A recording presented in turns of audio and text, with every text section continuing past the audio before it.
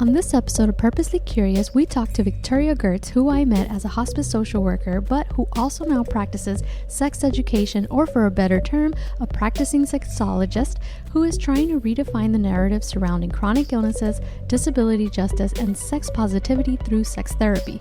We only hit superficial points that go way deeper once we start talking about them, so I do hope she will join us again. I believe this episode is an educational one that every listener can benefit from. So get nice and cozy as this episode starts now. Hello, everyone. Thank you for joining us for another episode of Purposely Curious. Today, I have a former coworker, Victoria Gerdts, who is a social worker who worked with me in hospice care. And we've kind of maintained like a friendship online. And so I noticed that she kind of has shifted into, what would you call it? Sex therapy. Yeah. So I thought it'd be great to have her on because it's one of those subjects that some people are afraid to talk about, are judgy about. But it's definitely, something that we all always need education, no matter how old we are or no matter how much we think we know about it. So first of all, welcome. Mm-hmm.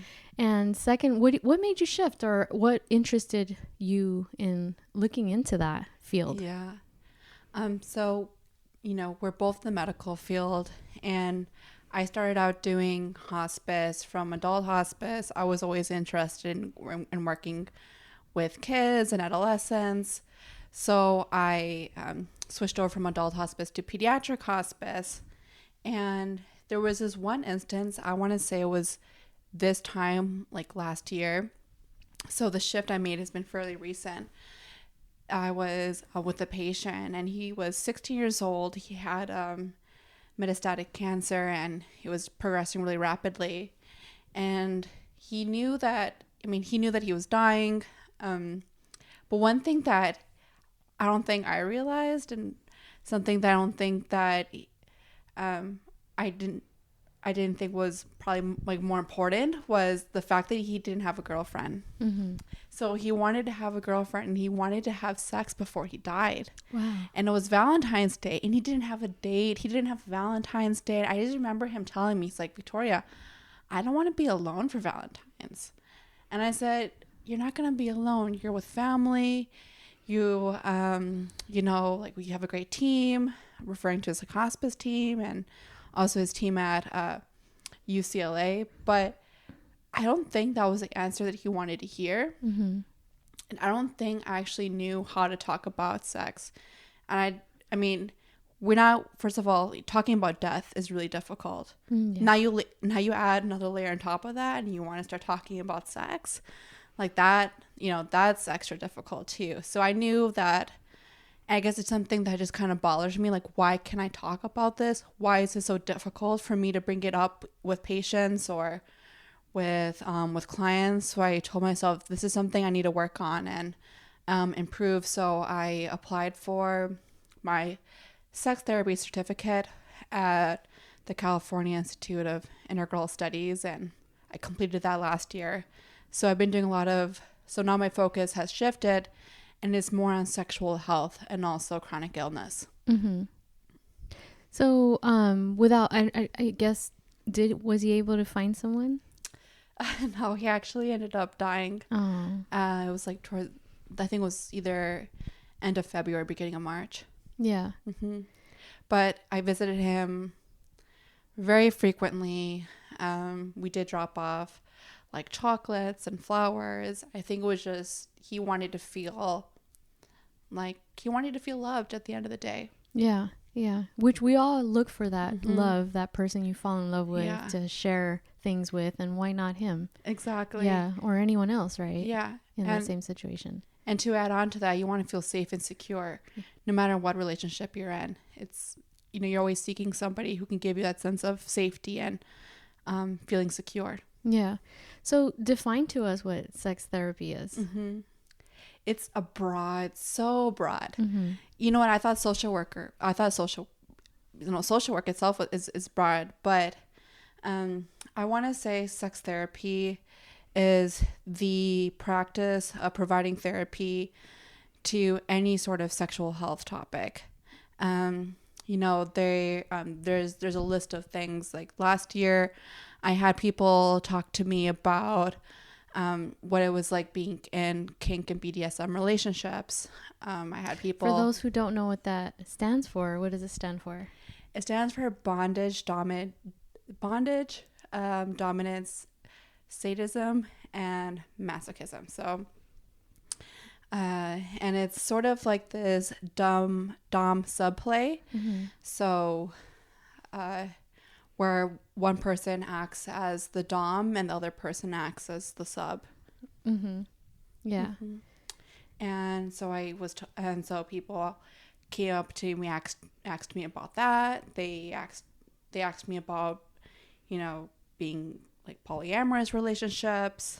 They asked me about, I think I'll remember this one, about this one pregnant lady who came to me and asked me, she's like, Victoria, I have an issue. And I'm like, what's that issue? She's like, my husband doesn't want to have sex with me. And I have this huge drive. I just want to fuck. And I thought to her a second. I'm like, have you talked to him? She's like, no, I haven't yet. I feel too ashamed to bring it up. And I said, maybe he's afraid he's going to hurt the baby. Mm-hmm. And like, she's like, you know what? I'm going to talk to him right now. So she hangs up the phone, talks to him. A couple hours later, she calls me back. She's like, oh my gosh, Victoria, you were right. He was afraid of hurting the baby. So that was another issue that came up, and there's other things that people DM'd me and asked me about too. Yeah. So when you were in school, what were some of the biggest things you learned about that you didn't realize was huge in the sex therapy world? Well, when I got my master's in social work, there was no discussion of sex at all, which is a huge problem because, a lot of social workers end up providing direct therapy, and sex is like sex is probably one of like the most normalist human behaviors ever, mm-hmm. and I wasn't being taught about it in school, right? So it was really nice to switch over and be part of a program that was very sex positive. The program itself focused on pleasure, and I was able to learn a lot about things that I never knew about. I can't think right now. I'm trying to think of some things off the top of my head of what were new. So maybe later on. Yes, when you think about it, just mention it. But yeah. Uh-huh. So now that you've graduated and you are starting to put things into practice, what you've learned, and from I don't know, maybe talking to your friends or stuff, like how important do you think, like what is your main goal as like sex therapist that you want to focus on, or what is the need you see mm-hmm. for people or people who reach out to you? Well, now I see my focus shifting. Right now I work in a hospital, and I was telling you a little bit about that before. I've been doing inpatient, outpatient, and then so many different issues come up, so many different health issues. And what I see myself doing in the future is providing sex therapy to people with chronic health issues. And I realized the same issue that I had when I first kind of came across this is that I didn't, you don't expect somebody with this is just me being naive, me being ignorant, that having a chronic health issue does not make you non-sexual. Mm-hmm. And we're all sexual. We all have, I think we all have, we're all inherently erotic in some sense. So focusing on that and focusing on a subgroup that gets looked over a lot. Yeah. And then, so now that you have an Instagram, if you'd like to share with people, I will also be sharing it on my story when I post this episode and mm-hmm. on the link of the episode. But going back to that, you had specific posts. Based on your posts, what do you feel you want to do mm-hmm. as far as getting the message across? Yeah. I just want to say that, like, whoever comes across my page, the page is directed towards medical professionals and also for people with chronic illness. That the ultimate message I want to, come across is that you're normal, and it's okay. It's okay to not want sex sometimes. It's okay to feel, depressed. It's okay to be in pain. It's okay to have all these different, issues, and that there is a support, and there is a support system out there. And I say this because the other day I was in clinic, and there was a young male.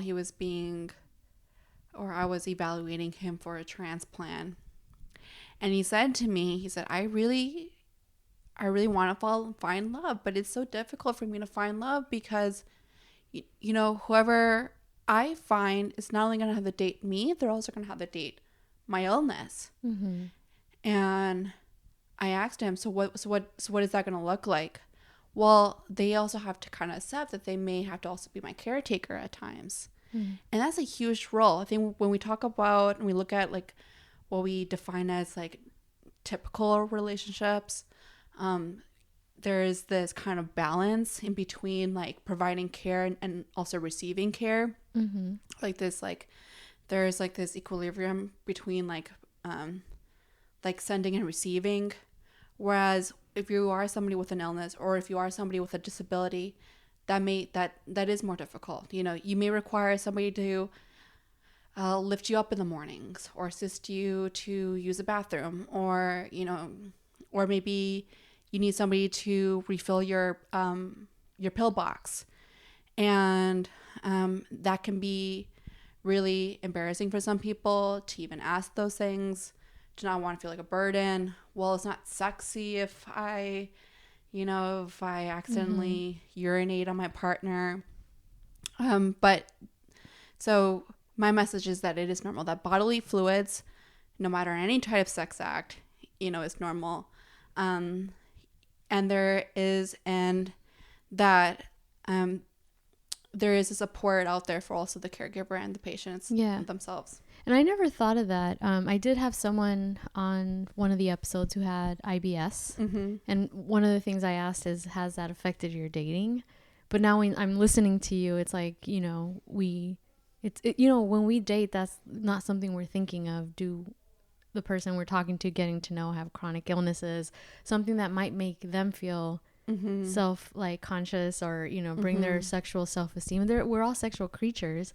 So hearing you say that, I'm like, wow, I never really that's the fear that maybe the person you're talking to, they're talking to you with certain fears already, right? And I feel like, oh my god, like you just opened my head right now to like, that's crazy. And it's also, where do these fears come from? Are they cultural? Are they societal? And I also think as medical professionals, we can be doing a way better job.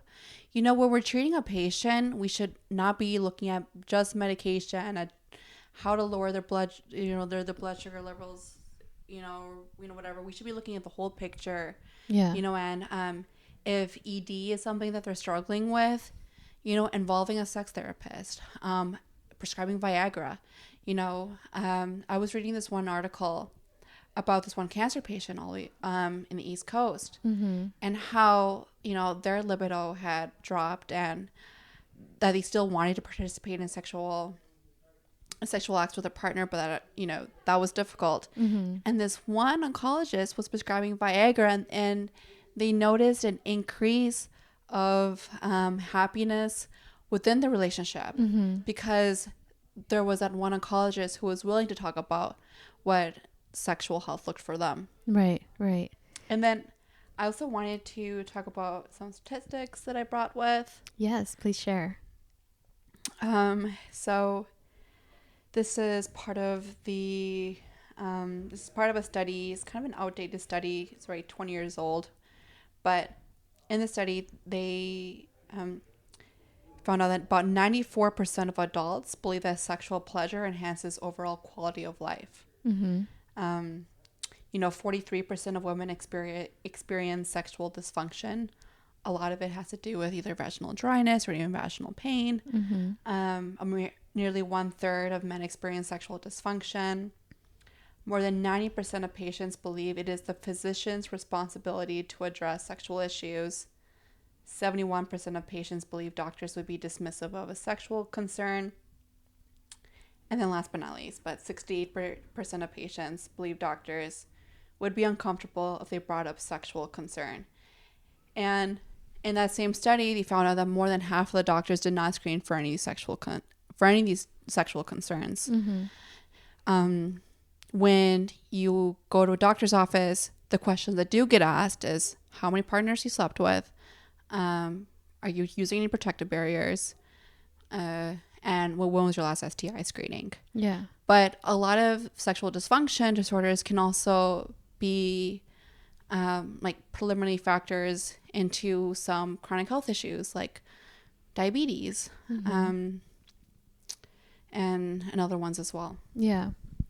The other one of the questions I get asked whenever I've gone to OBGYN is domestic abuse. I've noticed that's part of the screening, at least in Kaiser. I don't know. Yeah. If that would fall into sex therapy. No. Yeah. So any, I guess, domestic violence, sexual abuse, you think about what affects somebody's sexual health. And domestic violence, intimate partner violence is definitely something that would affect somebody's sexual health. There's this thing called the A study that I've talked about quite a bit. It's called the Adverse Childhood Experiences. And in this study, Kaiser and the CDC, they were both leading this research. They just found like there was this huge, phenomena that showed that people with that children who weren't provided secure and safe environments as children, so whether that be domestic violence, maybe it was some other sort of trauma, food insecurity, violence, etc., they were more likely to develop a chronic illness later on in life. And it was an extraordinary study. And these people, you think about like who these people are, and what communities do they come from, what cultures are these do they come from as well. Is this something that's going to be repetitive and repeated again generation across generation? I think and we're both Hispanic, right? And I know that at least in my family, coming from Mexico, we have everybody in my family almost has diabetes, right? Think about it. I'm also thinking about it as well. There's a lot of like macho culture within my family as well. Has there been intimate partner violence? Probably, and why is this still a recurring issue that keeps repeating itself? And as children, these are all like learned behaviors, right, that we carry on into adulthood, and we apply into our own relationships, right? So something that a sex therapist does is they look at your relations, right?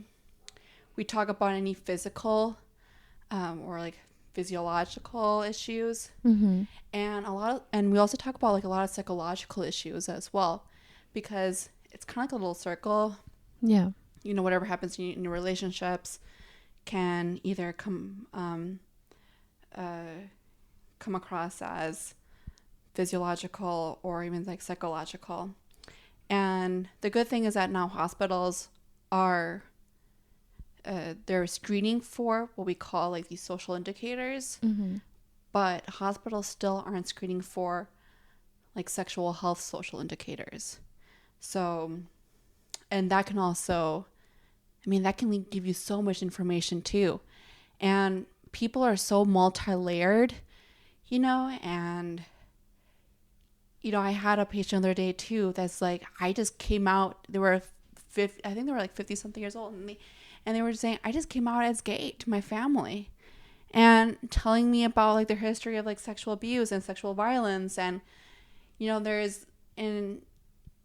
And, you know, he is also suffering some sort of like chronic illness as well. Mm-hmm. So I'm a huge believer that once we start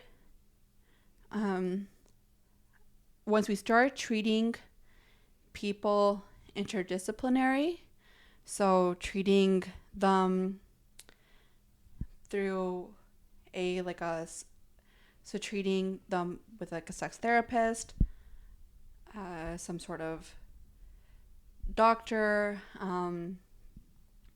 and also maybe like also like a social worker as well, we would like just the level of care would just skyrocket with all these with anybody, you know. Right. I hope that kind of made sense. I kind of looped a lot there. You brought up cultural stuff. How can we, as us being Hispanic, Latinos, there's certain cultures that want to suppress sexual health. Oh, definitely. How can we change that for the oncoming generations based on what you've learned so far in your practice? Right. And you bring up a really good point, because I feel like it's really difficult as like a Latino woman to be free in her sexual identity, right? Because from being a little girl, we're taught to kind of like mirror what La Virgen, or like, kind of like La Virgen Maria, and like not every Latino or Hispanic person is Catholic, but just this culture of like Christianity and like virginity and purism, right? Right.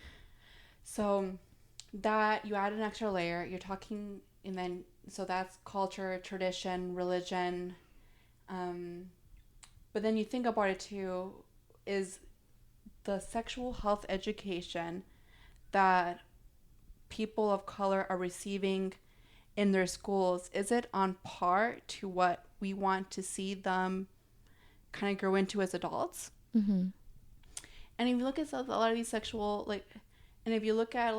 health programs, not a lot of these sexual health programs are preaching abstinence. They don't really preach much about barriers and protection. They don't really preach much about STI screening, or like consent, or what is it like to be in a pleasurable and safe relationship. Mm-hmm. So POCs and in these communities get probably some like the worst sexual health education. Right. And then you think about too, how many fast food like restaurants are in these neighborhoods, where like how many sidewalks do they have? How far is it for them to get to a grocery store, or for them to get to like a hospital? Mm-hmm. And now you're looking at, why are some of these people getting diabetes, and then also it translating into maybe erectile dysfunction at like a later age. And I think as a social worker, what I have that maybe traditional therapists don't have is that I'm able to look at this through a systemic lens, and also through an ecological lens as well, stating that this is a multifaceted, layered issue that just cannot be solved by going into an office. That there has to be multiple interventions that need to be done. And when you look at somebody's sexual health, and when you get their history, you'll be able to see all these different issues that kind of like line up. All the layers. Mm-hmm. Yeah. How do you feel about when, obviously you were just talking about how women are kind of in our culture meant to be maybe not so sexual, the whole Virgin Mary aspect of it. Yeah, we're constantly sexualized. Yeah, and then they kind of make it all. That's another point you bring up. Yeah. When then a woman actually finds herself and she feels comfortable in her sexuality, it's like she's demonized by her own people in her own culture. So I feel like that would be something important for a sex therapist, right, to get the message across, or exactly. I don't know, change the way people think. Exactly. And then you translate that to how is that messaging then being translated into that woman's relationships, right? How is that affecting her desire to have sex? How is that affecting her, even her being aroused to have sex? And some of the practices that I've learned as a sex therapist is doing like mindfulness activities, being in tune with your own bodies and also with your own genitalia. When you're doing a lot of these mindfulness activities, kind of like they'll tell you, okay, breathe through your lungs and think about your head, where your head is on your shoulders and your fingers. And these totally skip out of like your genitalia and like what sort of feelings you're feeling kind of like in that pelvic area. And so, that could, so you're looking at a lot of like sexual repression that gets then translated into some of these relationships. And what does that look like? Probably a lot of these women are not enjoying sex.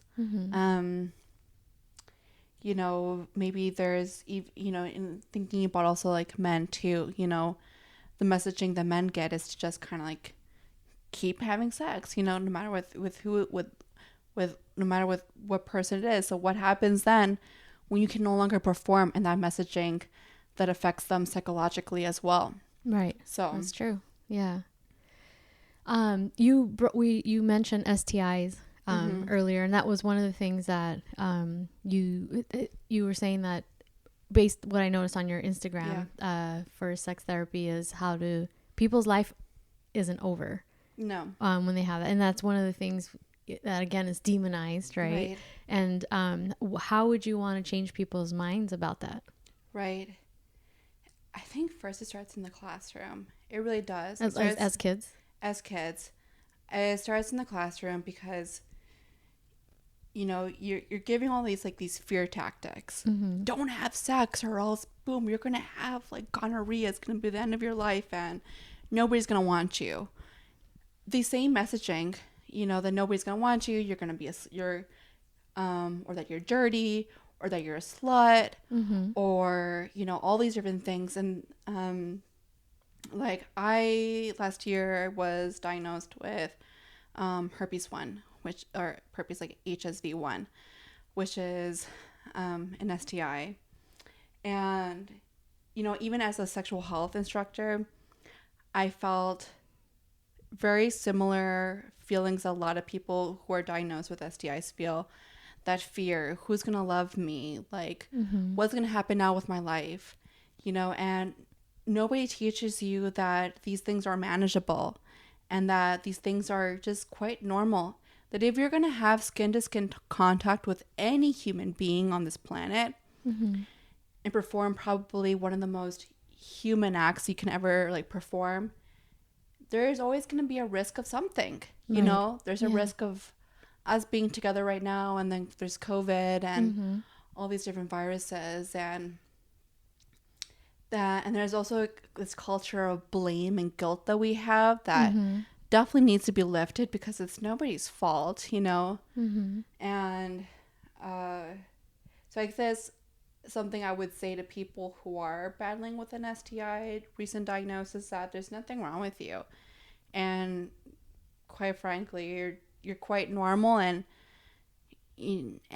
maybe if they are battling with some sort of negativity, it's where does this negativity come from? Is it negativity that's coming from your family, or is it negativity coming from your culture? Where is it coming from? Yeah. And I think that's really important, because I think we're talking about society. It's just, you see the commercials for the medications and, all the side effects, and it's just, it's very common as far as people actually getting one or the other or different things, but it's that fear of, am I going to be loved? And so I liked your post when you were saying, life isn't over. So, and thank you for sharing that and opening up on that. Did you feel, I guess what I'm saying is, did your education in sex therapy help you with coping with the diagnosis? Did. If I hadn't previously gone through these classes, I would have been so sucked in to what society says about people who get so and so like STIs. I would have been so sucked into that messaging, and it sucks because there shouldn't be any stigma or anything attached to it. So it really is. The reason why I was feeling like that is because, I mean, even as a sexual health educator, I was affected somehow and penetrated by that sort of stigma. Mm-hmm. So, and yeah. Yeah. Yeah. And as a hospice nurse, I can say that we see grandmas and great grandmas with stuff, nobody talks about. Okay. Tell me how, nobody tells you. This is another thing too. Yeah. Desexualizing. So I wanted to, talk about how people desexualize people with chronic illnesses and disabilities. Mm-hmm.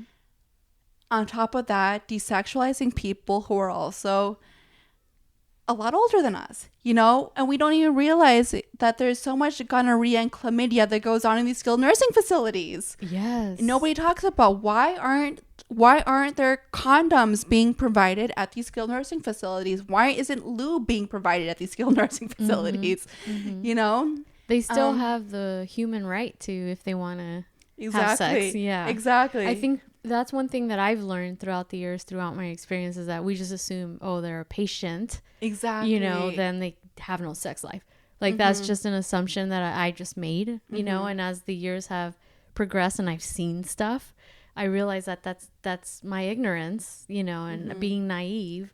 And it's just, again, going back to and me being a nurse, right? It's not something we're really taught even in nursing school. Mm-hmm. Mm-hmm. And I was just going to say that. Why do you feel like you're ignorant of that? Why do you feel like you're naive of that? Because you aren't being taught that in schools, and it's purposefully not being taught to you because of societal messaging. Right. And it's really funny because sometimes I'll get I told you Wednesdays I have my pediatric clinics, and then I'll have these moms that come in and ask me, why are you asking my 13-year-old if they're having sex or whatever?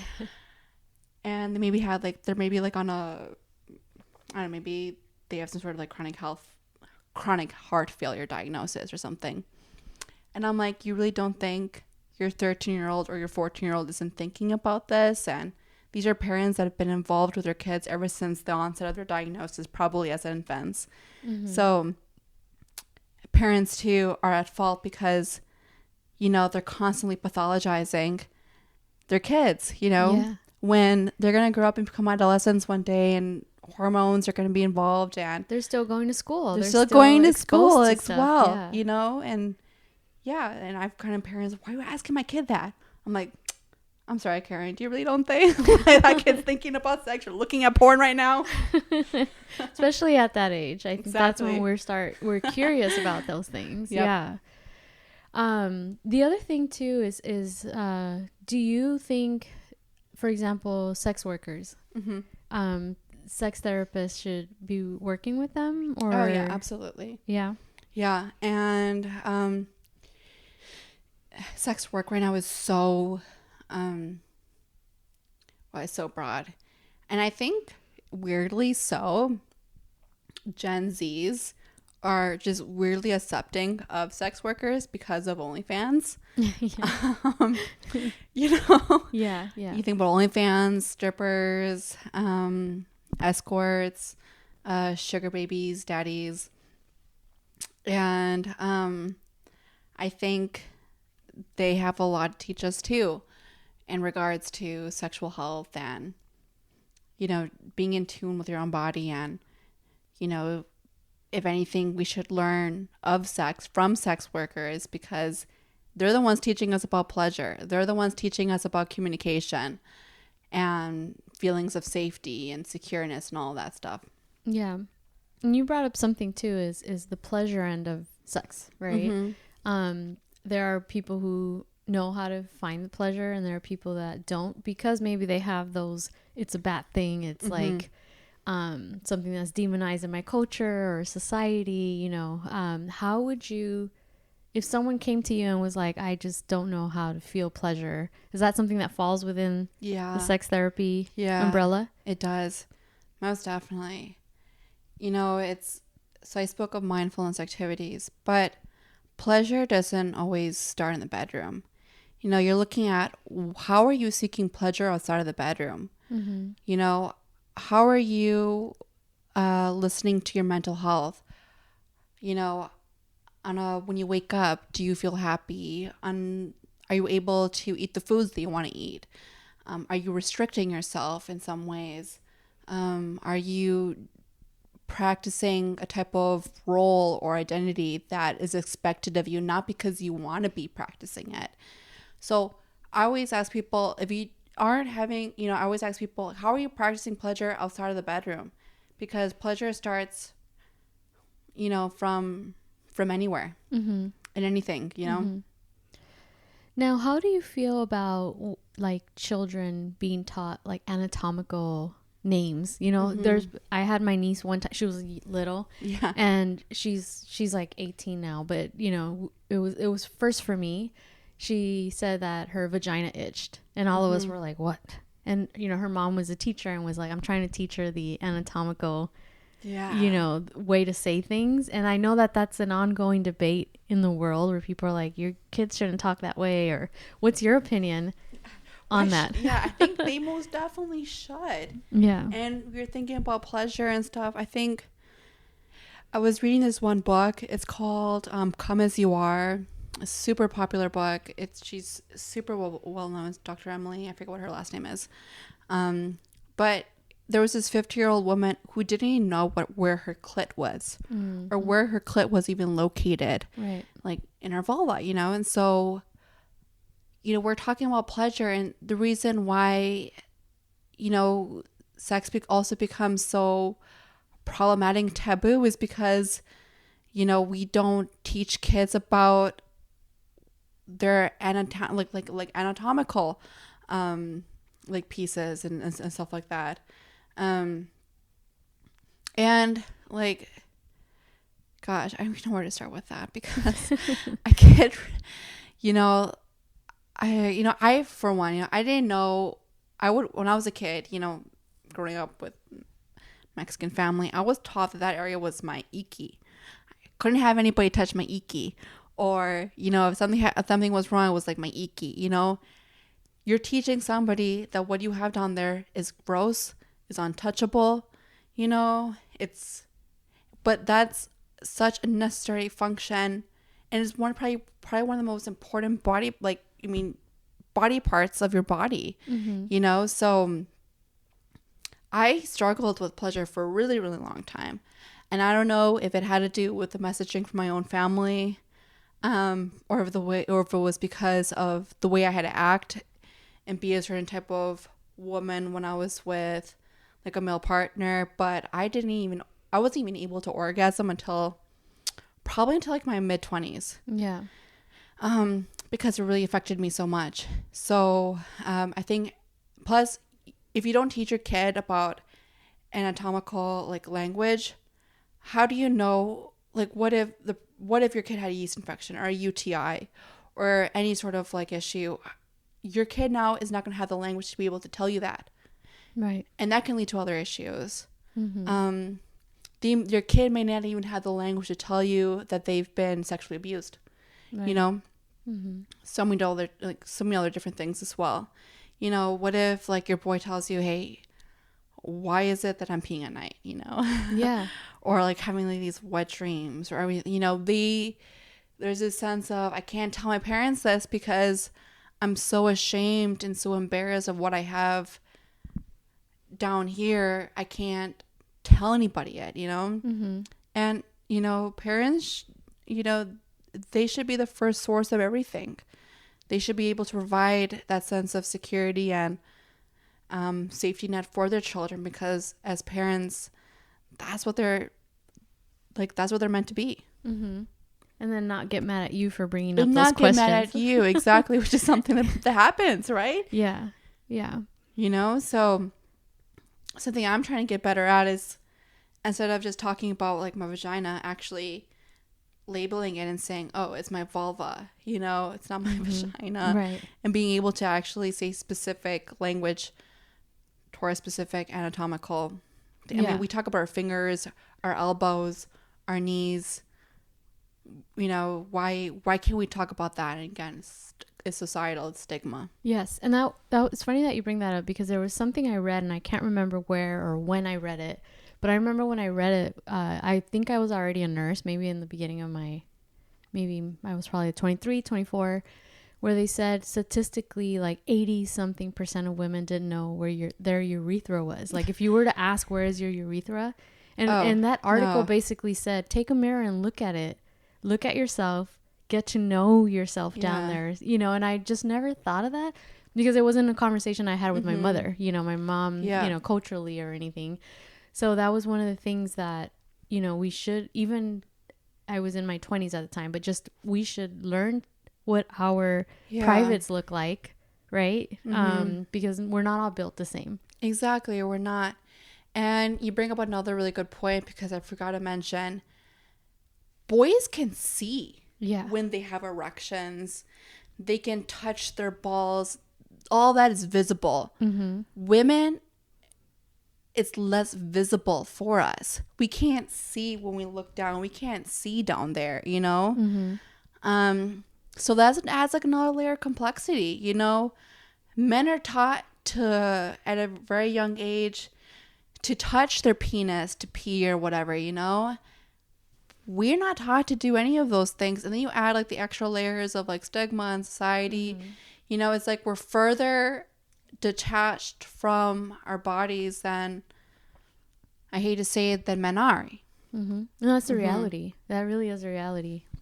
And I know, again, going back to what we talked about, those women that actually know themselves anatomically and have figured out their pleasure points are demonized by women. Yeah. Because of how, and that's one of the things that I've noticed, my mother and I are very close. I've always been a very curious mind, even as a kid. So I would always ask her inappropriate questions because I was just curious and I just don't care. I want to know. But I remember having a conversation, and God forgive me for saying this, but I remember asking my mom, I already had experienced sex and I already had experienced my orgasm. Me and my mom are like friends now that, we're older. And I remember asking her, have you ever had an orgasm? And she's like, I don't know. And I was like, then you haven't, Mom. Like, cause you would know. You would know. So, and I don't know, because of that generation gap, that she just never, I don't think she understands herself anatomically down there. You know what I mean? And it's a stigma that comes from our cultural, ancestry biases, whatever.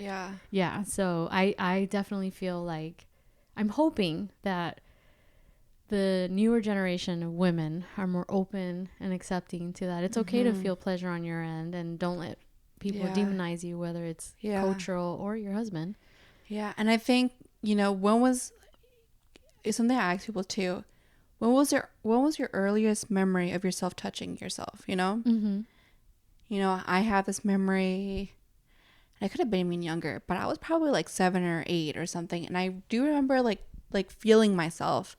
And it was more like a curiosity thing, because I wanted to know exactly what was down there, because I couldn't see it, And I remember during that time I did, I guess I had some sort of sensation. And that was it for me. I couldn't, but I wasn't until like my later 20s that I could actually, and when I say late 20s, because I didn't, or early 20s, excuse me, because I'm in my late 20s now. I want to say early 20s, because that was when I actually had the language for what I was touching. Right. I never knew. And the curious thing is, my mom's a doctor, but she's also Mexican, and she's also a woman. So why wasn't my own mother, who's a medical professional, why couldn't she give me that language as a young girl? So have you asked her this? I haven't asked her. I think you should. I'm going to ask her, and I'll let you know afterwards. Because now you're an adult, right? And I'm sure she, could probably have this conversation with you. And you should be like, so Mom, why didn't you tell me you're a doctor, for God's sake. But this is going to be good for her to kind of self-reflect, and be like, damn. Definitely. Oh my gosh, definitely. Yeah, I think you should ask her. Yeah, I will. I'll tell her. I'll ask her. Yeah. Yeah. Oh my God. I've really enjoyed this conversation with you. Me too. I feel like we're only touching, certain aspects of certain things, but realizing that sex therapy is like an umbrella of so many things that can go wrong in your life, or how we, as like we said earlier, as medical professionals, just assume because you're a patient of A, B, or C, Yeah, you just can't pathologize them. Yeah, you just can't have a sex life, or still like your sex life isn't over just because of A, B, C, and D. And I feel like, to me, that's very important, and that's something I have to work on, as far as, you know, realizing that it's part of a, you know how they teach us in hospice, the holistic approach. Yeah, sex should be in there. Yeah, and that's something that is not, and it's so I'm definitely gonna be open to figuring out how I could be a better clinician with this. And so I'm applauding you for wanting to go into this field, which is probably very minute right now. And I'm hoping that you're a trailblazer to change that. Thank you. For the upcoming generations. Thank you. If I were to give any medical professional advice, it would be, don't be scared, because we're scared because of what society has told us. We're scared because of what our parents have told us, probably what schooling has told us.